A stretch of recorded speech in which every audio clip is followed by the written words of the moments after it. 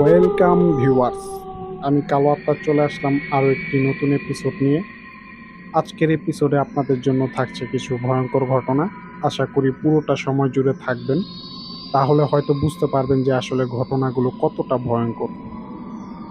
তো আজকে প্রথমে যেই ঘটনাটা শেয়ার করতে চাই, এই ঘটনাটা হচ্ছে যশোরের একটি ঘটনা। বেজপাড়া নামক একটা গ্রামে এই ঘটনাটা ঘটেছিল। এই ঘটনাটা যিনি পাঠিয়েছেন তার নাম হচ্ছে পিঙ্কি, এবং তার নানুর বাড়ি ওইখানে, এবং ঘটনাটি তার মায়ের কাছ থেকে এবং তার নানার কাছ থেকে শোনা। তো আশা করি আপনাদের ভালো লাগবে। তো ঘটনাটা হচ্ছে এরকম যে ওই গ্রামের মধ্যে কিন্তু সবাই চাষাবাদ করত। ঘটনাটা মূলত 1980 বা 81 সালের সময়ের ঘটনা। আর ওই সময়টাতে মানুষের খুব কমই ব্যবসা বাণিজ্য করত।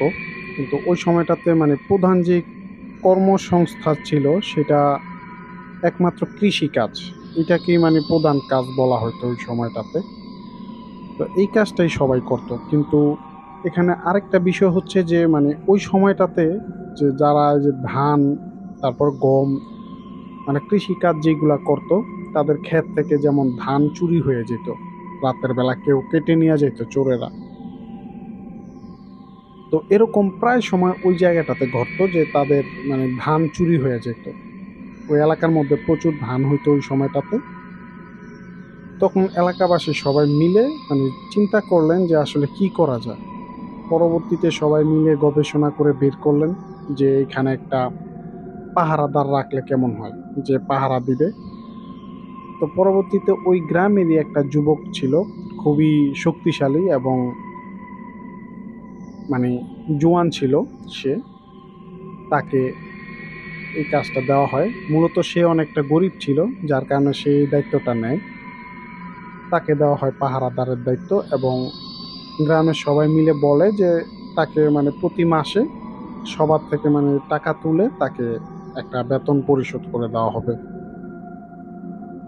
তো যাই হোক, তারপর থেকে সে পাহারা দিতে শুরু করলো, এবং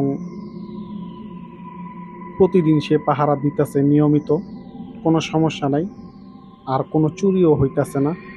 এবং সে যখন পাহারা দিত সেও অনেক শব্দ করত, এই কে কোথায় কে, বা সাবধান।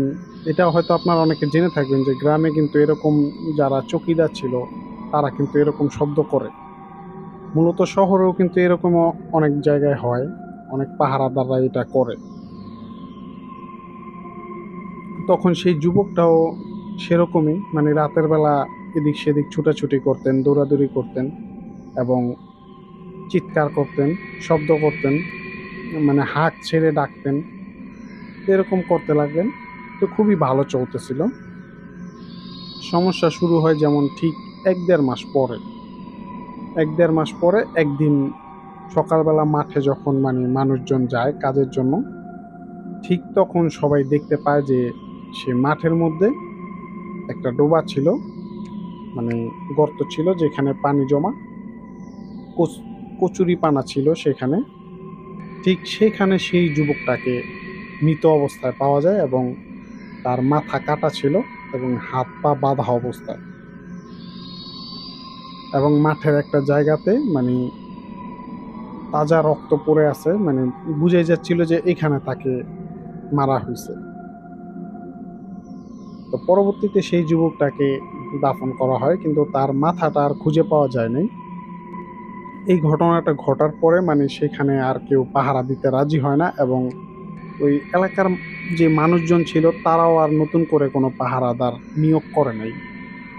কিন্তু এখানে বিষয় হচ্ছে যে সবচেয়ে ভয়ের ব্যাপার হইতাছে যে সেই যুবকটা মারা যাওয়ার পরেও কে যেন রাতের বেলা অনেক সময় এরকম হাঁক ছেড়ে ডাকতো, সাবধান, বা প্রতিদিন ওই ছেলেটা পাহারা দেওয়ার সময় ঠিক যেভাবে পাহারা দিত ঠিক সেরকম ভাবে। তো এই শব্দটা শোনার পরে কিন্তু অনেকে ঘর থেকে বের হয়েছিল যে আসলে এই শব্দটা কে করলো, কারণ ওই ছেলেটা তো মারা গেছে, ও তো আর বেঁচে নাই। কিন্তু বের হয়ে তারা কাউকে আর দেখতে পেত না। যেমন মনে হইতাছে যে এই যে তাদের বাড়ির কাছে কেউ এরকম ডাকতেছে, অথচ তারা বের হয়ে দেখতো যে আসলে সে নাই বা ওইখানে কেউ নাই। কিন্তু এখানে আরো একটা বিষয় হচ্ছে যে যারা মানে ওই জায়গাটাতে প্রতিদিন কাজ করতে যেত সেই মাঠে, তারা দেখতে পাইতো যে প্রতিদিনই মানে সেই মাঠের কোথাও না কোথাও মানে তাজা রক্ত পড়ে আছে। মানে ঠিক ওই ছেলেটাকে ঠিক যেভাবে মানে মানে মৃত অবস্থায় পাওয়া যায়, তখন যেরকম মানে মাঠের মধ্যে রক্ত পাওয়া গেছিল, ঠিক এরকমই মানে এটা যেমন দুই একদিন পর পরই এরকম হইতে থাকে। কিন্তু মানে কোথাও কোনো মৃত বডি পাওয়া যেত না, কিন্তু এরকম রক্তটা দেখা যেত। তো একটা পর্যায়ে সেই গ্রামের 4-5 জন যুবক সাহসী, তারা চিন্তা করে যে আসলে এটার মানে রহস্য উদ্ঘাটন করতে হবে, যে আসলে বিষয়টা কি, যে প্রতিদিনই এরকম রক্ত দেখা যায় অথচ কোনো মৃত মানুষ দেখা যায় না। তবে এখানে আরেকটা বিষয় হইতাছে, কিন্তু সেই গ্রামে কিন্তু আর চুরিটা পুরোপুরি বন্ধ হয়ে গেছে। ওই ছেলেটা মানে মারা যাওয়ার পর মানে নিয়োগ দেওয়ার পরে যে ঠিক যেরকম ভাবে মানে চুরি বন্ধ হয়ে গেছিল, ওই ছেলেটা মারা যাওয়ার পরে থেকে মানে চুরি করা বন্ধ হয়ে গেছিল। যেমন ওই গ্রামে আর কোনো ফসল চুরি হইতেছিল না, এরকম একটা ব্যাপার। তো যাই হোক, কিন্তু প্রতিদিন এরকম রক্ত পাওয়া যেত, যার কারণে 4-5 জন সাহসী যুবক তারা মানে রহস্য উদ্ঘাটন করার জন্য সেখানে বলেন যে রাতে তারা বাইরে থাকবেন এবং দেখবেন মাঠের মধ্যে। তো তারা প্রত্যেকে মাঠের মধ্যে লুকায়া থাকে বিভিন্ন জায়গায়। বিভিন্ন জায়গায় বলতে যেমন ওই যে পাটকাঠি বলা হয় বা শোলা বলা হয়, এরকম পাটকাঠির মধ্যে সবাই লুকায়া থাকে এবং দেখার চেষ্টা করে যে আসলে বিষয়টা কি। তো হঠাৎ করে তারা মানে বুঝতে পারেন যে মধ্যরাতের দিকে হঠাৎ করে মানে দূর থেকে অনেক মানে ঝড় বাতাসের মতো করে মানে গো গো শব্দ করে কেউ একজন আসতেছে, মানে গড় গড় গড় গড় শব্দ এরকম, মানে খুবই ভয়ঙ্কর লাগতেছিল। এবং মনে হইতেছিল যে মানে একটা তুফান আসলে ঠিক যেরকম ভাবে আসে আর কি, মানে সবকিছু একদম ভাঙচুর করে আসে এরকম মনে হইতেছে।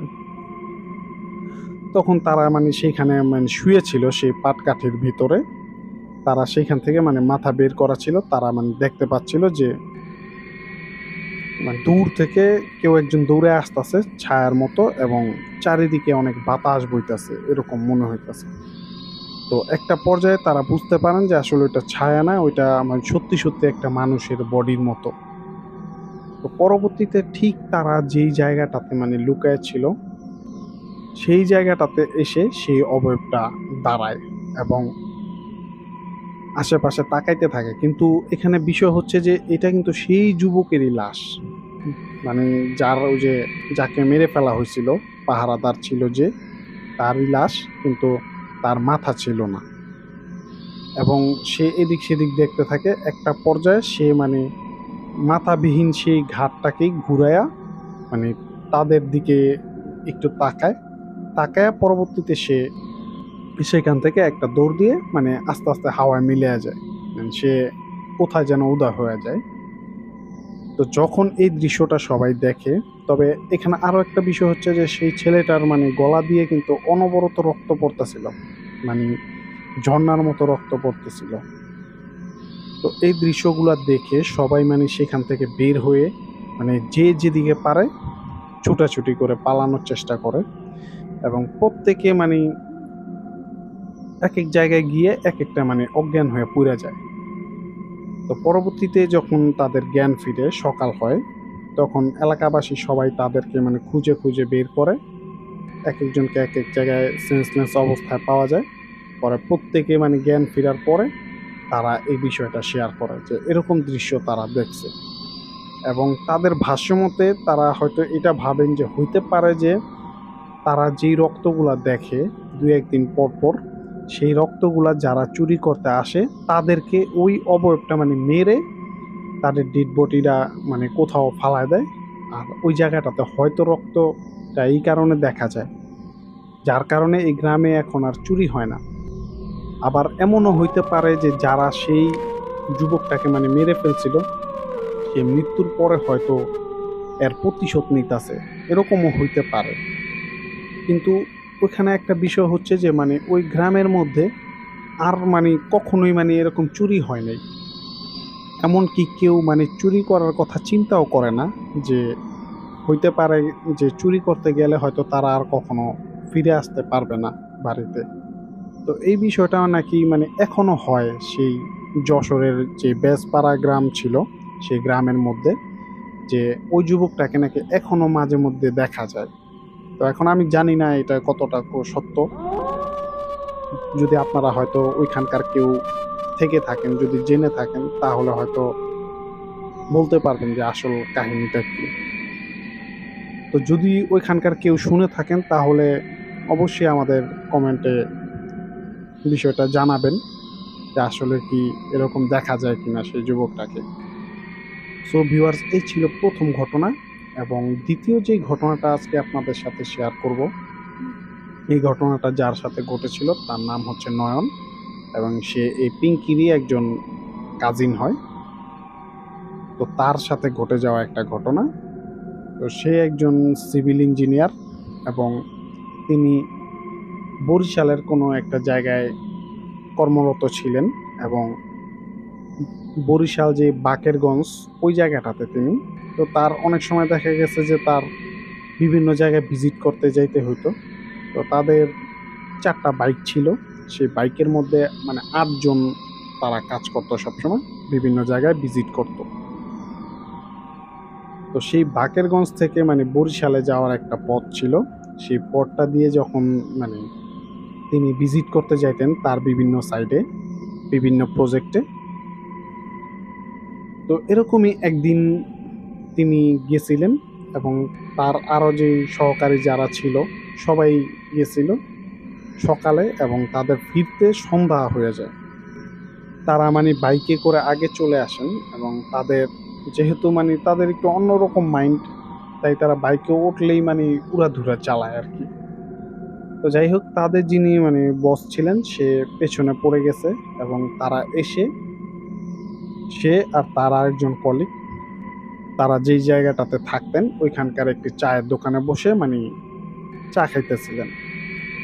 ঠিক তখনই মানে তাদের যিনি বস ছিলেন তার নাম ছিল শাহিন, সে তাদেরকে ফোন করে এবং বলে যে তার চাকাটা নাকি পাংচার হয়ে গেছে। তো তারা যেহেতু 2জন বাইকে ছিল, তখন বলে যে তোমাদের মধ্যে থেকে একজন আসো এবং তার পেছনে যিনি ছিলেন তাকে মানে নিয়ে যাওয়ার জন্য। তাহলে তার যেহেতু চাকাটা পাংচার, এই জন্য তিনি মানে একা চালিয়ে আসলে হয়তো কিছুটা ভালো হবে। আর 2জনকে নিয়ে এত একটা লং ডিস্টেন্স তিনি পার করলে হইতে পারে যে আরো বেশি সমস্যা হইতে পারে। তো যাই হোক, সেই নয়ন বলে যে ঠিক আছে আমি আসতেছি। তো এটা বলে সে বাইক নিয়ে চলে যায়। তো ওইখানকার যেই রাস্তাটা ছিল, ওই রাস্তাটা কিন্তু একটা পর্যায়ে গিয়ে একটা ওয়াই টাইপের ছিল, যেমন 2 দিকে 2টা রাস্তা চলে গেছে। তো শাহিন যে পথটা দিয়ে মানে তার যে বস ছিল তাকে মানে আনতে যাবেন, তাদের কাছে যাবেন, সেই পথটাতে শাহিন প্রায় 3-4 বছর মানে যাতায়াত, প্রতি সপ্তাহে 2-1 বার তার ওই জায়গাটা দিয়ে যেতে হইতো, ওই পথ দিয়ে। তার মানে ওই পথটা মানে সম্পূর্ণ তার পরিচিত। এবং যে অপর সাইডে যে পথটা ছিল ওই পথটাতে সে কখনোই যায় নাই। মূলত তার কখনো প্রয়োজনই পড়ে নাই যে ওই পথটা দিয়ে যাওয়ার মতো।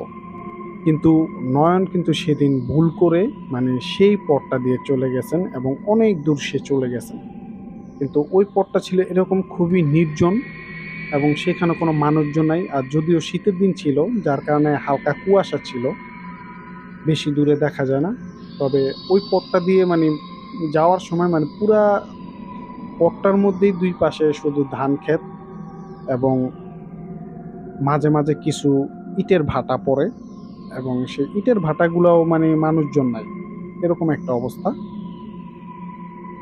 তো একটা পর্যায়ে সে মানে সেখান থেকে ব্যাক করে আবার চলে আসে। এসে সেই যেখানটাতে মানে চায়ের দোকানে ছিলেন সেখানে এসে তার কলিগকে বলে যে স্যার মনে হয় মানে তার মানে সঠিক লোকেশনটা দিতে পারে নাই, সে তো অনেক দূর গেছে, তাকে পায় নাই। পরবর্তীতে সে তার স্যারকে আবারও ফোন করে। তার স্যার বলে যে ওইখানে একটা মসজিদ আছে, সে মসজিদের কাছেই সে। এখন সে কিন্তু ওই রাস্তাটা দিয়ে সবসময় যাতায়াত করে, সে চিনতে পারছে যে হ্যাঁ স্যার ওই জায়গাটাতেই আছে। তিনি মানে বাইকটাকে নিয়ে আবারও সেখানে যায়, কিন্তু তিনি এবারও ভুল করে সেই একই পথে চলে যায় এবং সেখান দিয়ে মানে অনেক দূর সে চালায়া যায়। আর যেহেতু তিনি মানে বাইকে উঠলে মানে উড়াধুরা চালায়, তিনি মানে অনেক ভেতরে চলে যান কিন্তু কোথাও তাকে পাচ্ছিলেন না। তিনি সেখান থেকে আবারও ব্যাক করে চলে আসেন এবং তার কলিগকে বলেন যে আমি তো স্যারকে কোথাও পাইতেছি না। তখন সে বলে যে হইতে পারে যে সঠিক লোকেশনটা তোমাকে দিতে পারতাছে না, তুমি আরেকটু ভিতরে যাইতা। তো এইবার সে মানে আবারও চিন্তা করে যে ঠিক আছে আবারও যাই।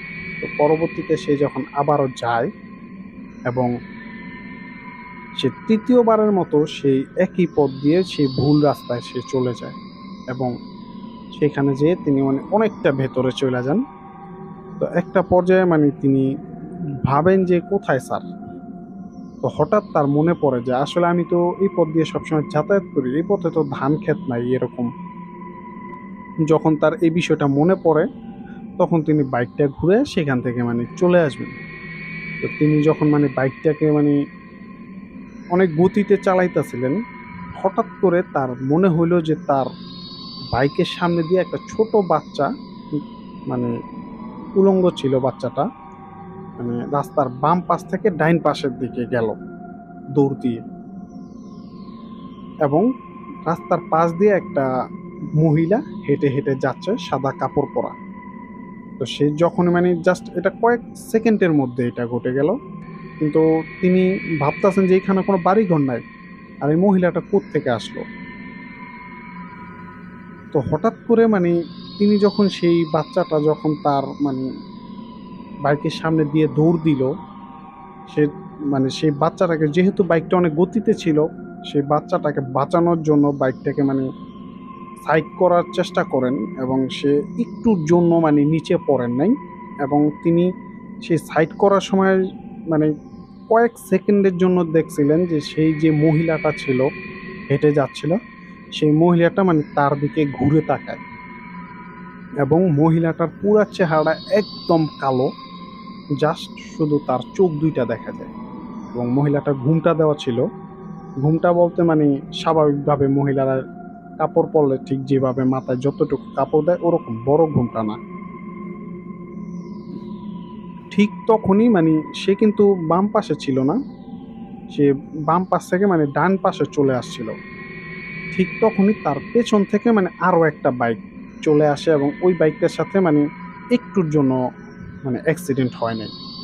সে বাইকটাকে সেখানে ব্রেক করে এবং ওই বাইকটাতে আরও দুজন লোক ছিল। তখন তারা মানে বাইকটা থামায় এবং তাকে বলে যে কি হয়েছে ভাই। তখন সে বলতাছে যে ভাই আসলে আমি একটা দেখলাম একটা বাচ্চা আমার বাইকের সামনে দিয়ে দৌড় দিল, এবং একটা মহিলাও ছিল, মহিলাটার মুখটা একদম কালো ছিল, জাস্ট তার চোখগুলা ছাড়া আর কিছুই দেখা যাচ্ছিল না, মুখটা এরকম কালো ছিল। অপর যে লোক দুজন ছিল বাইকের মধ্যে, তারা বলে যে ভাই ওইসব কিছু না, আপনি এই জায়গাটাতে এত গতিতে চালায়েন না, আপনি এক কাজ করেন আমাদের সাথে আস্তে আস্তে চালায় যান। তখন সে মানে আস্তে আস্তে বাইক চালাইতেছে এবং বলতেছে যে এই পথ দিয়ে আসলে কখনো একা আসবেন না, সাথে অন্য আরেকজনকে নিয়ে আসবেন, এবং এই পথ দিয়ে যাওয়ার সময় কখনো এত গতিতে চালাইবেন না, বাইকটা একদম স্লো অবস্থায় রাখবেন যাতে আপনার কন্ট্রোলে থাকে সব কিছু। তখন সে জানতে চায় আসলে বিষয়টা কি। তখন সে বলে যে এই জায়গার বিষয়টা, এই রাস্তাটা খুবই হান্টেড, এই জায়গাটাতে ৮-১০টার মতো এরকম বাইক অ্যাক্সিডেন্ট হয়েছে এবং সবগুলা মারা গেছে। এবং যারা এখানে মানে অ্যাক্সিডেন্ট হয়ে মানে মারা গেছে, নিহত হয়েছে, প্রত্যেকেরই মানে পরিবারের যারা ছিল তাদের একটাই প্রশ্ন যে এই পথে তার কোনো কাজ ছিল না, সে কেন এই পথে আইসা অ্যাক্সিডেন্ট হইল। মানে প্রত্যেকটা পরিবারের একই কথা। তখন সেই নয়ন ভাই বিষয়টা বুঝতে পারলেন যে আসলে এই পথটা সে কেন বারবার ভুল করে এই পথে আসতেছিল, অথচ তার মানে যখন মনে পড়ছে যে আমি এই পথে কেন আসলাম, সে যখন ফিরে আসতে যাচ্ছিলেন ঠিক তখনই। আর আপনাদেরকে আরেকটা কথা মানে মিস্টেক করে গেছি, সেটা হচ্ছে যে সে যখন মানে ওই বাচ্চাটাকে বাঁচানোর জন্য যখন ডাইন সাইডে চলে আসেন, তখন কিন্তু বাইকটা মানে কয়েক ইঞ্চির জন্য মানে সেই রাস্তা থেকে নিচে পড়ে নেয়।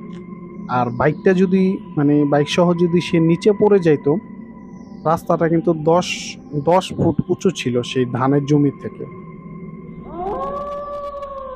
অবশেষে তিনি সেখান থেকে ওই লোকগুলার সাথে ভয়ে ভয়ে আস্তে আস্তে চালায়া সে ওইখান থেকে চলে আসেন এবং পরবর্তীতে আইসা তার কলিগকে কিছু বলেন নাই।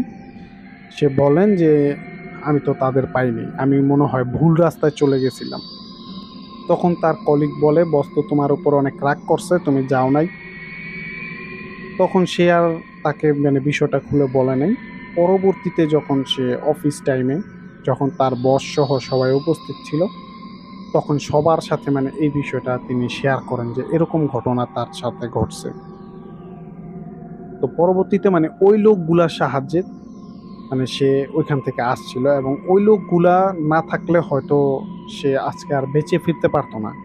আর যেহেতু তিনি সেই বাচ্চাটাকে দেখছেন এবং সেই মহিলাটাকেও দেখছেন এবং কয়েক সেকেন্ডের জন্য দেখছেন, পরবর্তীতে যখন আরেকটা বাইক আসে, সে যখন মানে সেখান থেকে নেমে তাদের সাথে কথাবার্তা বলেন, কিন্তু পরবর্তীতে তিনি আর সেই বাচ্চাটাকেও আর দেখতে পান নাই, মহিলাটাকেও আর দেখতে পান নাই। সো ভিউয়ার্স, এই ছিল ঘটনা। তো ঘটনাগুলো যদি আপনাদের কাছে ভালো লেগে থাকে তাহলে লাইক কমেন্ট ও শেয়ার করুন এবং আমাদের কালো আত্মা ইউটিউব চ্যানেলটি সাবস্ক্রাইব করতে ভুলবেন না। পাশাপাশি আপনি যদি ফেসবুক থেকে দেখে থাকেন আমাদের এই ঘটনাগুলো, তাহলে অবশ্যই আমাদের পেজটিতে একটা লাইক দিবেন। তো ধন্যবাদ, ভালো থাকবেন।